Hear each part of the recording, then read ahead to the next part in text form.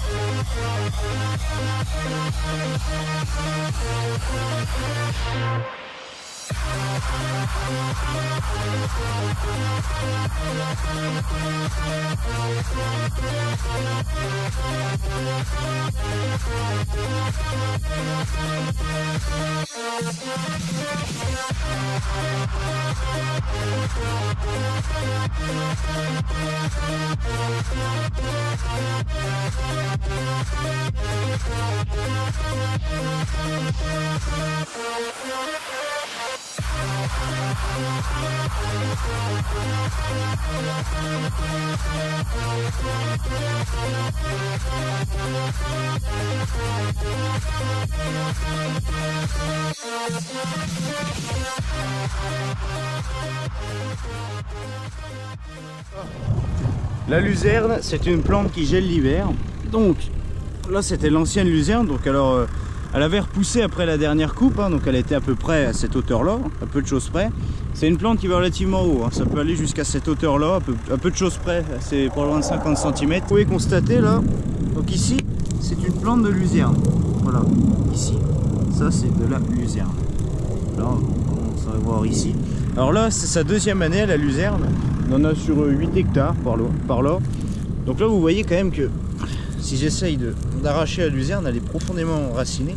Et quand vous arrachez un pied de luzerne, bah, souvent vous récupérez que la plante, quoi. Les racines, vous ne les avez pas. C'est quand même la preuve que c'est très très bien raciné.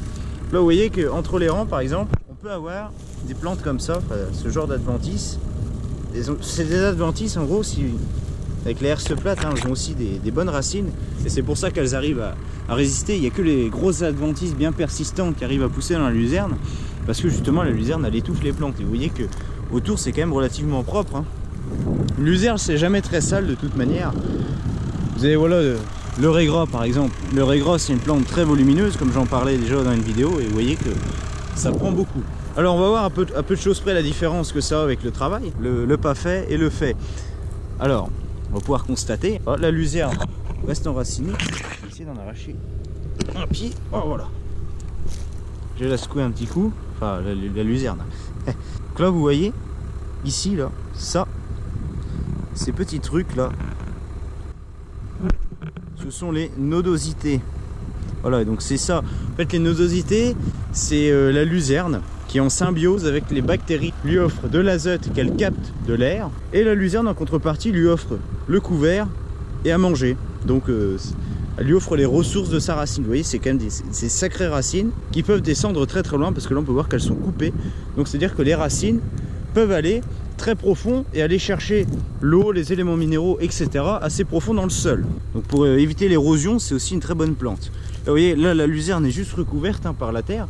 Mais sinon la luzerne est restée, donc ça va lui tenir un peu plus chaud, etc.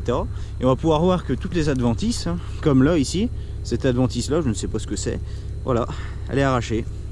C'est pareil, ici on a du gaillet, ça c'est du gaillet, je connais. Ça colle aux vêtements, bon là il colle plus trop parce qu'il s'est fait un peu secouer la tête. Là c'est pareil, hop, encore une adventice. Donc ces adventices je les connais pas, je suis un peu naze à ce niveau là, vous voyez, je force pas, ça vient tout seul, c'est arraché tout seul. Et ça va vraiment très bien au vibroculteur, mieux qu'à la herse plate d'ailleurs. Vous voyez, c'est pareil, ces plantes là, hop, voilà, tout est arraché. Le régras, même le régras résiste pas. En fait finalement, mais ça sert pas à grand chose d'avoir des outils très récents, enfin c'est pas utile, parce que le vibroculteur fait très bien le travail. Et vu que les dents de vibroculteur, dès que ça force un peu, bah justement c'est le principe, elles se plient, comme vous voyez là, comme je tape dedans, elles plient. Bah, elles vont pas forcer contre la luzerne et elles vont plutôt aller arracher les plantes faciles. Je crois que les autres sont pas très costauds. Là vous voyez, c'est pareil, la même chose. Donc ça fait vraiment du beau travail. En plus c'est un petit peu humide, donc ça s'arrache vraiment facilement. Il y en a pour un petit moment quand même à faire la parcelle, mais ça va se faire. Vous voyez qu'on gratte pas très profond. Évidemment on gratte à quoi? Allez, si on gratte à quelques centimètres, 2-3 cm de fond, c'est grand maximum. Et la plupart du temps on a de la chance, ça tombe entre les rangs de luzerne. Voilà, donc tout est réuni. Le tracteur ne marque pas trop parce qu'elle est roue étroite. Les prochaines années, ce qu'on va faire, c'est qu'on va lui mettre un vibroculteur à l'avant, mais il faut qu'on bidouille un relevage avant sur le tracteur, mais je n'explique pas le bordel que c'est.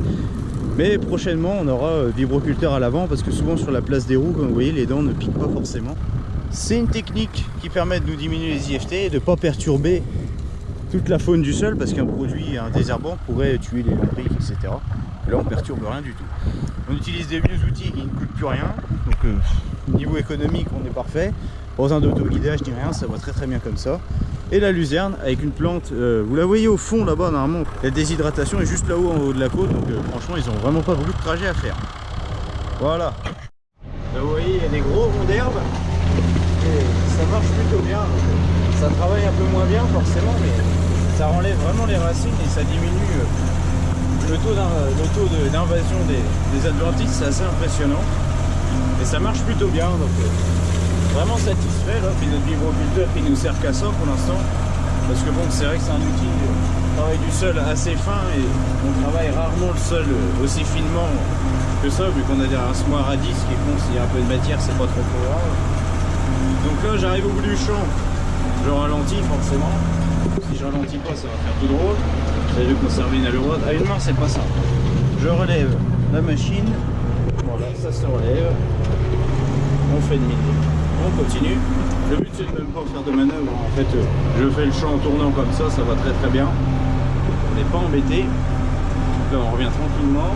Le Renault, c'est pas un tracteur très confortable. Hein. Par rapport au 6920, on n'a pas tout ce qui est cabine suspendue, etc. Mais bon. Par contre, ça braque du feu des dieux, ces machins-là. Hop. Là, on va baisser l'engin. On va essayer de le baisser correctement. En fait, c'est jamais simple parce que là, par exemple, c'est pas bien fait. Là, ça devrait pas être trop mal. Il a dit c'est un deux roues motrices, donc là c'est un peu mou. Ça va pas forcément bien. Là, je vais peut-être faire un peu piquer.